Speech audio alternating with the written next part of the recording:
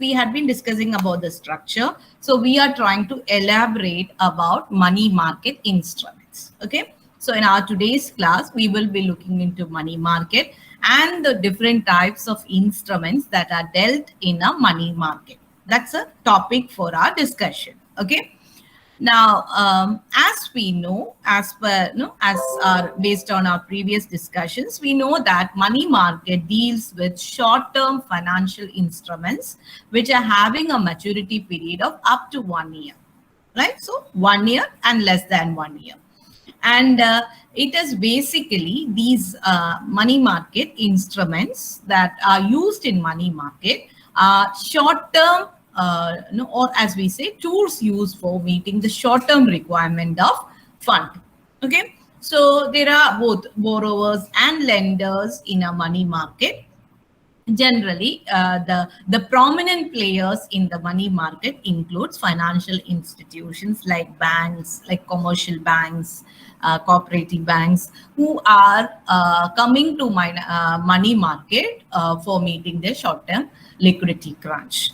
So this is the scenario in which we are going to discuss about money market instruments.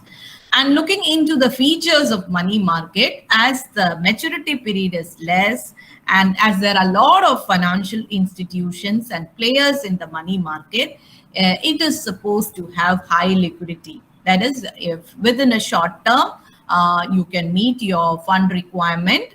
At the same time, if you want, you can exit the market also. It's a short period market. So definitely high liquidity is one of the feature of money market instruments. And the second one is secured instrument, or as you say, secured investment.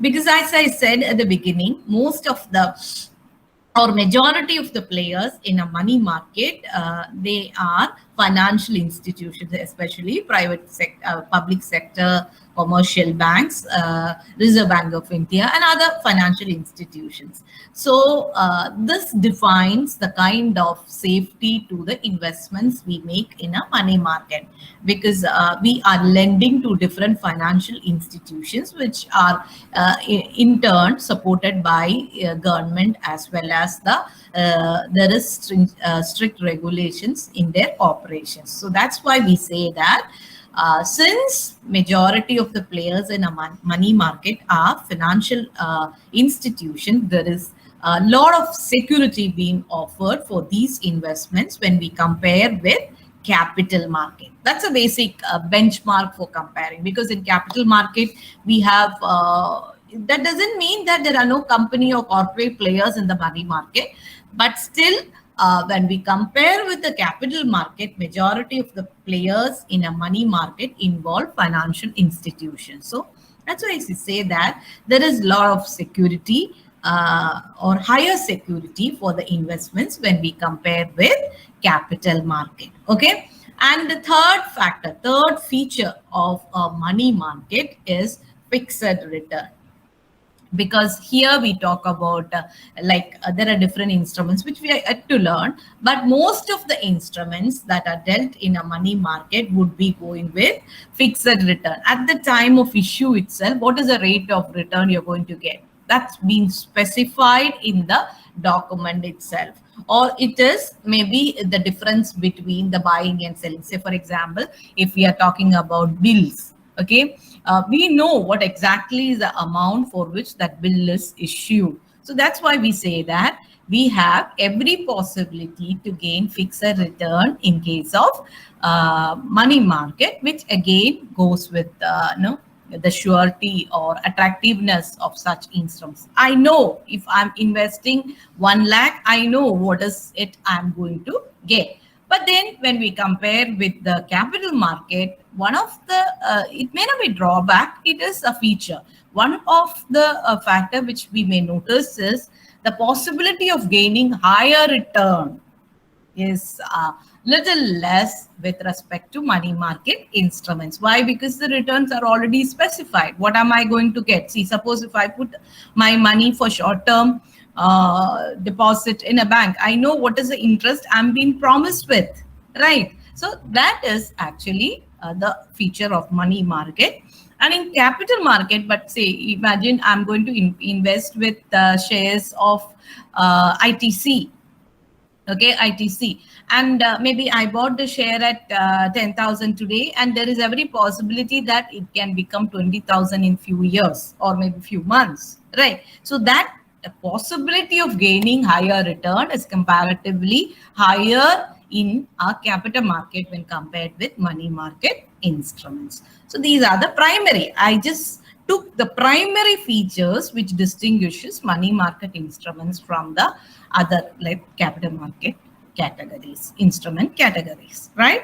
Now, the basic functions exclusively, if we look into money market, the basic functions that are being satisfied, or the basic functions that are being rendered by money market through money market instruments are it helps in maintaining liquidity in the market. Yeah, you have gone with understanding how RBI takes up measures to regulate the money supply in the market. You have learned that in the previous semester, right? It's basically through control mechanism enforced through various money market instruments by issue or pulling, like repo, reverse repo. There are different types of mechanisms. So primarily, these money market instruments are one of the tool used for controlling the money supply in the market. Suppose if some financial institution is having a demand for short-term money, they can come to the money market, go with issue of a money market instrument and fetch money from the market. Same way, if they want to know, or if RBI is looking at bringing liquidity into the market, they might go with selling some of the securities, or as we say, money being pumped into the market by selling some of the securities. So automatically the money supply in the market increases. That's why we say that money market instruments helps in maintaining liquidity in the market. And then another distinguishable feature of money market instruments is you can pull or you can take money with a short notice. You need not go with the lengthy, of course, there are procedures before financial institutions or any parties. Normally, institutional investors come into money market. So before you come into money market, you have to have some procedures, but it is not so lengthy. Suppose if you are by the closing of the financial year, suppose you might have some liquidity crunch, or you are in shortage of money, immediately you can think of coming to the money market and issue of an instrument for fetching the money, or you can think of approaching to the central bank using some of the securities, like you have some investments in some of your securities, or as you say, investment in treasury bills, or government securities, other government securities, or maybe gold, and you can lend and take money, right? So that's why we say that funds can be fetched with a short notice in case of money market. It's not so difficult process, and that again encourages transactions happening in a financial market.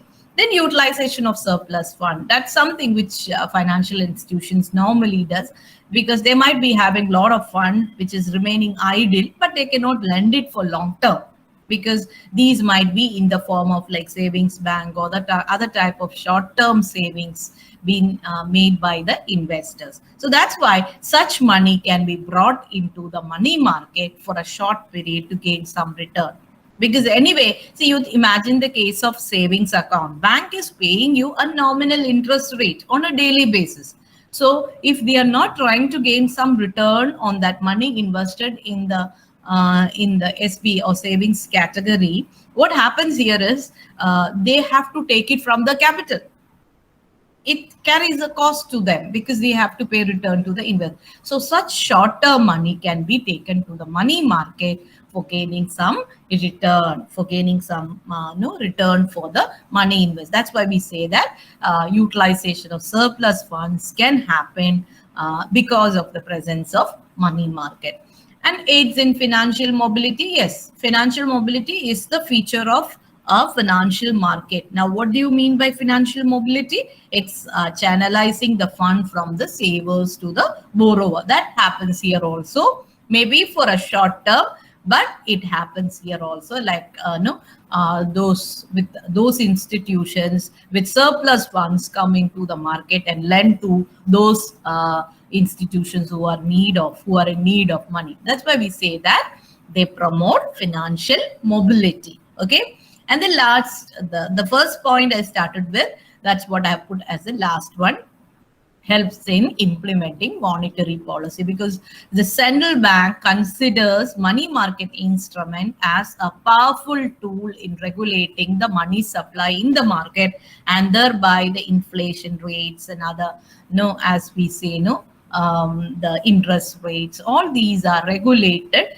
They are not exclusive tool, but this is one of the tool used by regulatory bodies for managing the mechanism of money supply in the market, in the financial market. That's why we say that they helps in implementation of monetary policy. So these are the primary functions. Apart from that, what all functions being served by a financial market, like economic development, national growth, employment opportunities, providing different source of revenue, all these are part of money market. But exclusively, if I pick the functions of money market, these are the most important functions performed by money market. Okay, now moving further, we will be looking into the money market instruments. So as we know that generally money market instruments, on whichever instruments we discuss, they will be having a maturity period of a maximum of 1 year, starting with 1 day to 1 year. Those are the general maturity period of money market instruments. Now we will be discussing about different types of money market instruments which are being issued by different agencies for meeting their requirement. Now, T-bills, or as we call treasury bills, they generally issued by RBI on behalf of central government for meeting the temporary requirements of government. Okay, maybe at the close of a financial year, or maybe when there is some temporary liquidity crunch that has happened because of some development activities. So T-bills are very attractive because they offer a reasonable return with security, because this has been issued on behalf of government. So people are very confident that the money invested in treasury bills will be paid back, right? So that is the definite nature of treasury bill. Less risk, reasonable return. And generally, treasury bills are issued under 3 categories. They are 91 days, 182 days, and maybe 1 year, right? So 91 days and 182 days are short term, and 1 year is in a money market, it is a long term, right? That's what, in a money market, okay? So 3 maturity periods can be, but it depends on every time. Investors cannot search for treasury bills that's been issued on requirement. If they are in need of money, if there is some kind of liquidity problem, then they go with the issue of T-bills. Okay, that's the first category. Second one, commercial papers. Basically, they are unsecured promissory note. Now, what is a promissory note? It's an instrument containing a promise to be repaid on a future date with the stipulated interest, right? So that's why we say that the rate of return is already specified, and commercial papers are issued by companies, large companies or business groups, to meet their short-term requirement. Normally, it can range from 7 days to 270 days, but there are CPs issued for 1 year also. Okay, but generally you can see that they range from 7 to 270 days, and denomination, generally it carries a denomination of 1 lakh and multiples of 1 lakh. That's why it's little expensive investment, and it is little more risky when we consider with treasury bills, because commercial papers are issued by companies or business groups. That's why they carry higher rate of return. Risk is little higher, so the return is also comparatively higher when we consider with the treasury bills. So commercial papers are issued by companies or corporations when they have some need, short-term requirement for fund. So we discussed about treasury bills, right? And then commercial papers, treasury bills floated by bank, RBI, generally on behalf of central government for meeting the short-term requirement. Commercial papers floated by large companies of corporations for meeting their short-term requirement. Now we are going to discuss about certificate of deposits. CDs are issued by, generally it's a popular instrument. They are issued by banks and financial institutions. They are often referred to as negotiable certificate of deposits. They are negotiable instruments or NCDs. And they are issued by banks and financial institutions. And this can go up to 7 to 1 year. Okay. And generally, they are issued up to 1 year, but there are certain cases CDs go with a maturity period of more than 1 year, up to 3 years. In that case, that will be if it is more than 1 year, that will be part of capital market, right? So CDs are also certificate of deposits are issued by financial institutions and banks for meeting their temporary requirement, and they are coming under the negotiable instrument category. And they generally have a maturity period of 7 to 1 year, but there are CDs that are issued with a maturity period beyond 1 year, right? And again, another feature of certificate of deposit is they are more secured when we compare with CPs. That is why the rate of return generally would be little less as compared with commercial papers or CPs, because these are issued by public sector banks, other financial institutions, which are direct controlled by the Reserve Bank of India. So that's why they are supposed to be safest kind of instrument. So certificate of deposit is another category of money market instrument. Now, this is very popular, called money market instruments with commercial bills. Commercial bills, actually, they are used extensively in business transactions, even though lately their popularity had gone down because of this digital transactions, online payments and all. But still, they are there in the market, in the short-term market. And these bills generally arise out of trade transactions, that is payment promised on a future date. That's all. The payment promised on a future date by issuing a commercial bill. And it can happen from 30 days to 90 days. And then these are transferable by endorsement. That is, you can transfer it, you can pledge it, or maybe you can sell it to a banker at a discount.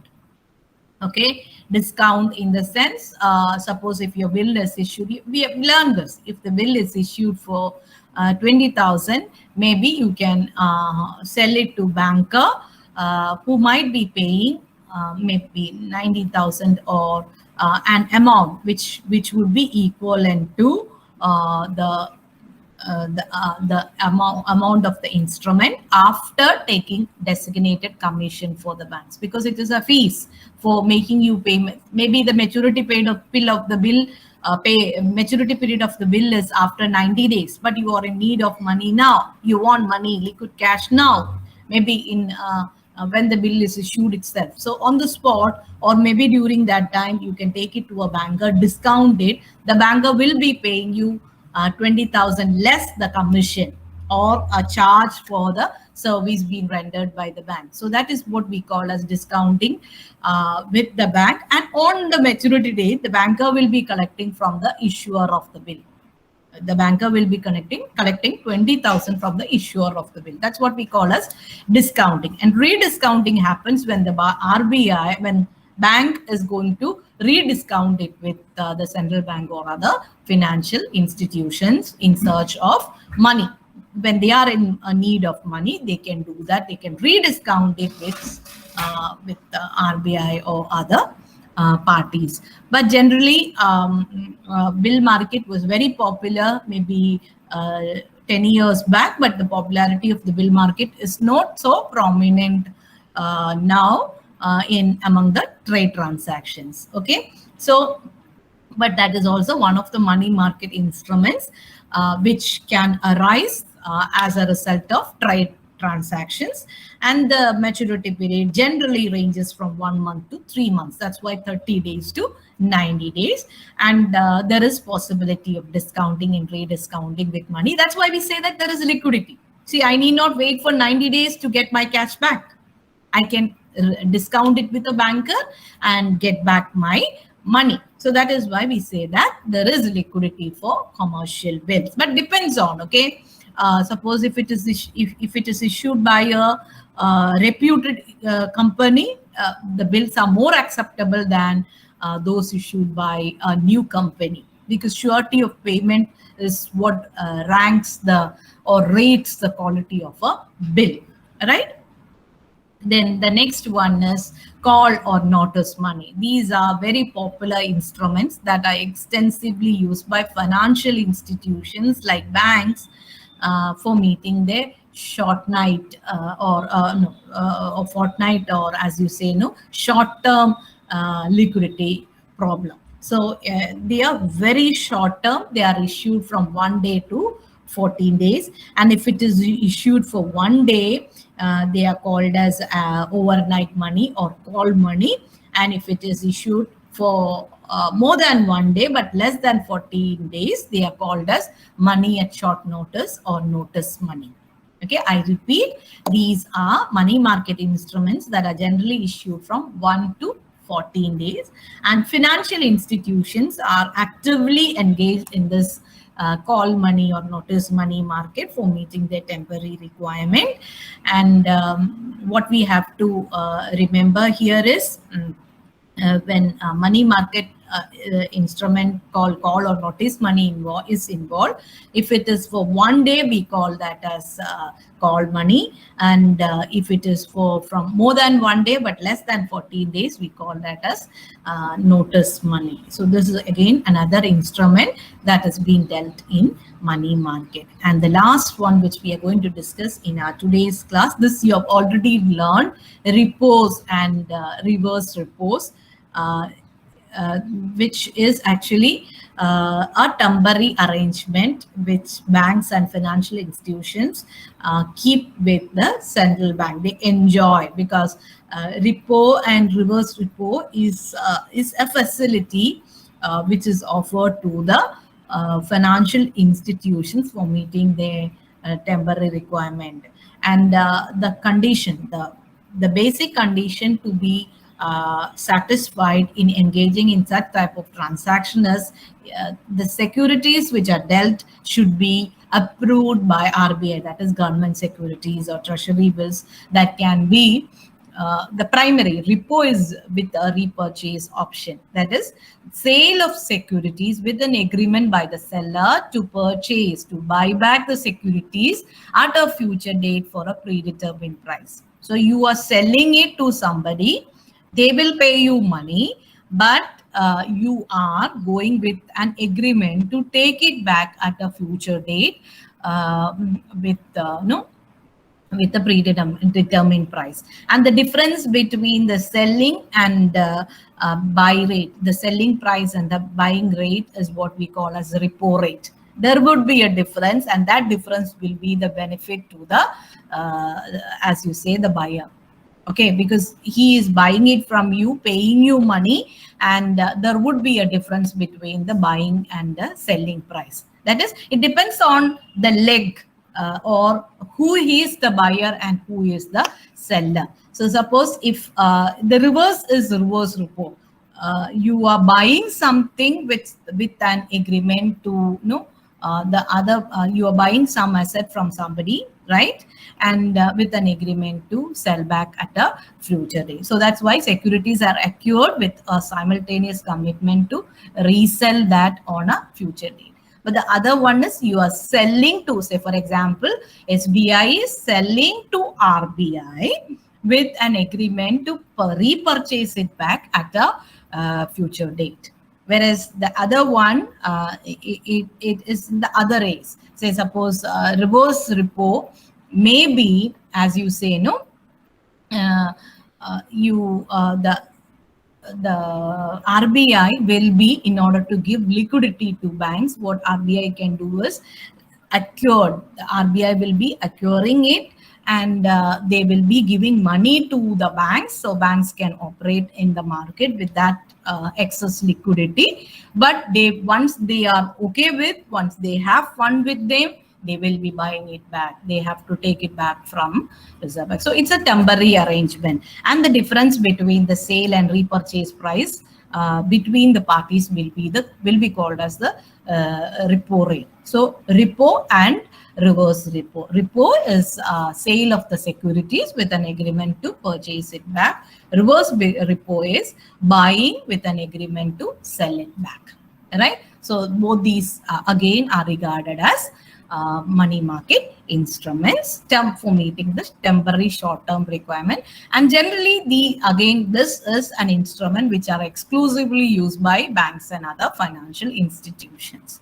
Okay, so these are the primary money market instruments. To conclude, we have looked into the features, the functions, and the type of instruments, and we talked about primarily we talked about certificate of deposits, commercial papers, treasury bills, then as we say commercial bills, and we also talked about the call and notice money, and lastly reverse repo and repo option. So these are the primary money market instruments that are dealt in a money market. Okay, apart from that, there are short-term term loans and other instruments which are for lending it for a short period. That is also part of financial money market. But broadly, when we look into the instrument category, these are the major category of instruments that are dealt in a money market.